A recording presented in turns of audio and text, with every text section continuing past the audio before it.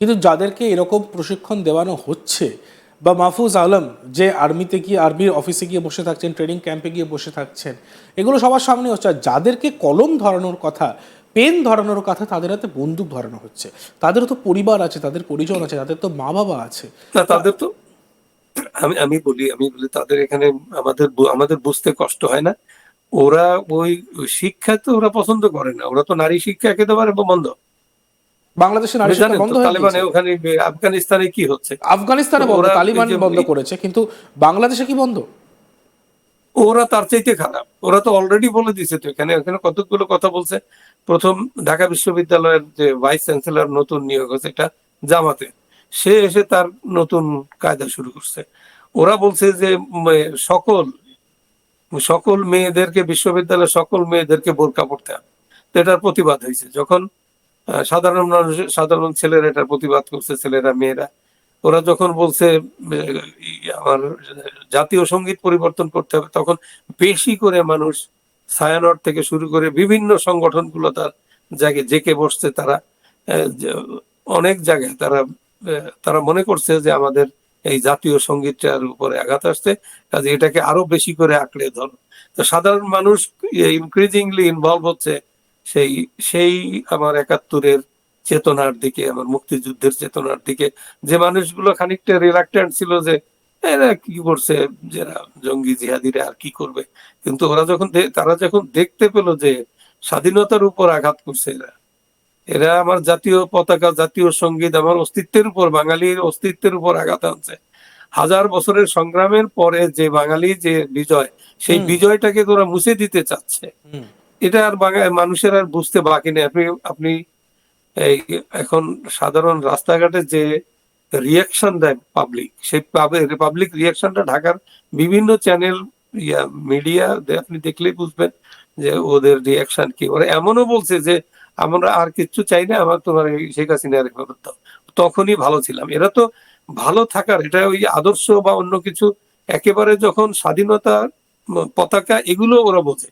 কিন্তু বেশি বুঝে যে তাদের ডে টু ডে যে তাদের ডিমান্ড, এইটা একেবারে থ্রেটেন্ড হয়ে গেছে। তার চাল কিনতে পারছে না, ডাল হ্যাঁ, কিনতে পেটে পারছে লাথি না, মারছে তো এখন ইউনূস। বাচ্চাকে দুধ দিতে পারছে না। এই একদম। যে যে বেসিক যে নিড গুলো এসে গেছে, হুম। তখন ওরা বলছে যে না, আমরা আগেই ভালো ছিলাম,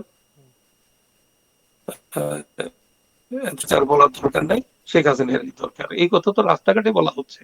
তো ওরা বিষয়টা বুঝতে পারছে, এই জন্য ওরা যে একটা এক্সিট, ওরা নিজেরও এক্সিট রুট খুঁজতেছে।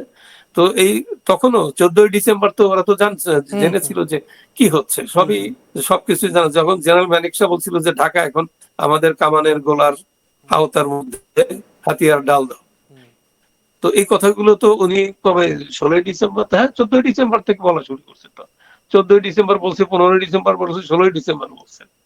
তো তারপরে তো সারেন্ডার হয়ে গেল। তো এরকম সময়, এই দুই একদিন সময় পেলে ওরা দেখবেন, বা এখনই বগুড়াতে হসপিটালে আর 4 জন আওয়ামী লীগের নেতা তারা হার্ট অ্যাটাক করে মারা গেছে হসপিটালে। আপনি বলেন এটা কথা।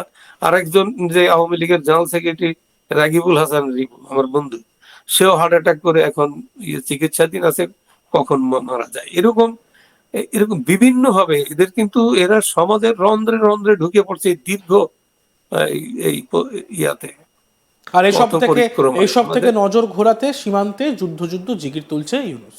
হ্যাঁ, ভারতের সঙ্গে যুদ্ধ যুদ্ধ জিগির, মানে যার কোনো সারবত্তা নেই, যার কোনো মানে ভিত্তি নেই। হ্যাঁ, মানে বর্ডারে এসে পায়ে পা লাগিয়ে ঝগড়া করার চেষ্টা করছে। এরকম সম্পর্ক ছিল না। হ্যাঁ, ভারতের কাউকে তো দেখলাম না যে বাংলাদেশের অমুক জায়গা দখল করো।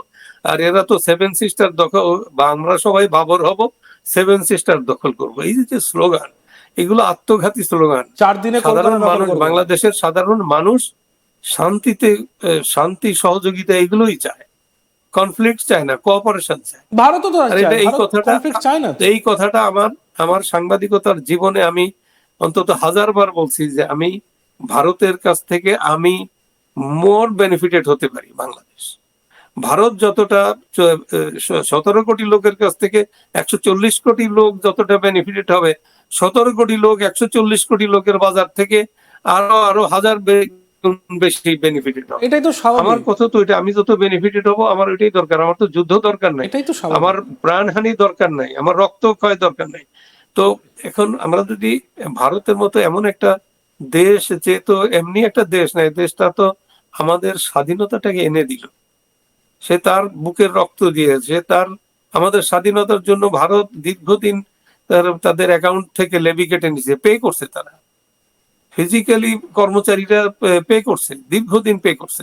তো আমার স্বাধীনতার জন্য যে জাতি পে করলো, রক্ত দিল, সবকিছু দিল, তারপরে আমরা, আপনি দেখবেন বঙ্গবন্ধু যতদিন জীবিত ছিলেন তিনি ততদিন বলে গেছে মহান ভারতের এই ইয়া আমরা কোনোদিন ভুলতে পারবো না, এই একটা কথা সব সময় উনি বলে গেছে। উনি উনি আর আপনি লক্ষ্য করেন, উনি বলছে যে আমি আমি বাঙালি, আমি মানুষ, না আমি বাঙালি, আমি মানুষ, তারপর আমি মুসলমান। মুসলমান একবার মরে, দুইবার মরে না। আপনি লক্ষ্য করবেন, প্রথম সে বলছে আমি মানুষ, তারপরে বলছে আমি বাঙালি। তার যে শব্দটাকে সেট করছে, আপনি দেখবেন যে এটা হিস্টোরিক, তাকে অ্যানালাইসিস করার বহু ইয়া আছে, দিক আছে তার বক্তব্য অ্যানালাইসিস। তো যা হোক, আমাদের দুর্ভাগ্য যে সংগঠনটা বা যারা স্বাধীনতার পক্ষে ছিল তারা প্রথমে দ্বিধা বিভক্ত হয়ে গেল, 1 বছরের মাথায় দ্বিধা বিভক্ত হয়ে গেল। আওয়ামী লীগ হয়ে গেল জাসদ, আওয়ামী লীগ তো ছিল, জাসদ হয়ে গেল, স্বাধীনতা 2 ভাগে বিভক্ত হয়ে গেল, স্বাধীনতার মুক্তি যুদ্ধের ফোর্স।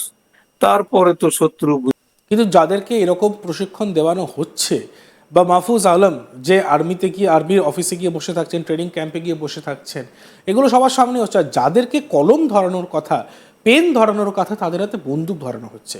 তাদেরও তো পরিবার আছে, তাদের পরিজন আছে, তাদের তো মা বাবা আছে। না, তাদের তো, আমি বলি তাদের এখানে আমাদের বুঝতে কষ্ট হয় না। ওরা ওই শিক্ষা তো ওরা পছন্দ করে না, ওরা তো নারী শিক্ষা একেবারে বন্ধ। বাংলাদেশে নারী আপনি শিক্ষা জানেন বন্ধ তো হয়ে তালেবানে গিয়েছে। ওখানে আফগানিস্তানে কি হচ্ছে। আফগানিস্তানে তো বন্ধ, ওরা তালিবান বন্ধ করেছে, কিন্তু বাংলাদেশে কি বন্ধ?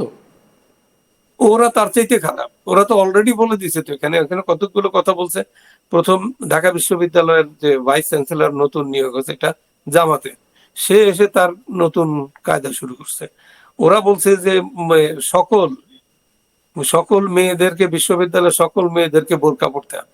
তো এটার প্রতিবাদ হয়েছে যখন সাধারণ মানুষ, সাধারণ ছেলেরা এটার প্রতিবাদ করছে, ছেলেরা মেয়েরা।